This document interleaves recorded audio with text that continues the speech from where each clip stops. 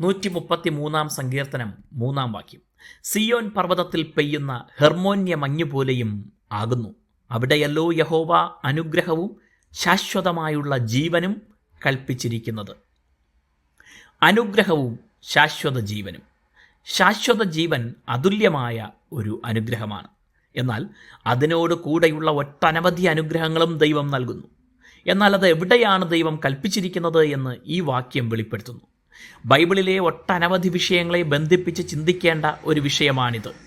അവിടെയല്ലോ എന്നതിനെ ഈ വാക്യത്തിൽ തന്നെ കുറഞ്ഞത് 2 കാര്യങ്ങളുമായി ബന്ധപ്പെടുത്താൻ കഴിയും.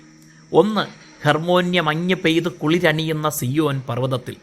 2, സങ്കീർത്തനത്തിലെ 1 വാക്യത്തിൽ പറയുന്ന സഹോദരന്മാർ ഒത്തൊരുമിച്ച് വസിക്കുന്ന മനോഹരവും ശുഭവുമായ അനുഭവത്തിൽ. ആദ്യത്തേത് സിയോൻ പർവ്വതത്തിൽ എന്ന് പറയുമ്പോൾ ദൈവം ഒരു പ്രത്യേക സ്ഥലത്ത് അനുഗ്രഹവും ശാശ്വത ജീവനും കൽപ്പിച്ചിരിക്കുന്നത് എങ്ങനെ എന്ന് നോക്കാം. ഇസ്രായേൽ ജനം തനിക്കൊരാലയം പണിയാൻ ദൈവം തെരഞ്ഞെടുത്ത സ്ഥലമാണ് സിയോൻ പർവ്വതം. അവിടെയുള്ള യെരുശലേമാണ് ശലോമോൻ തുടങ്ങി ദൈവാലയം പണിത് ദൈവത്തിന് യാഗമർപ്പിച്ച് ആരാധിച്ചിരുന്നത്. അങ്ങനെ അത് അനുഗ്രഹത്തിൻ്റെ ഉറവിടമായി.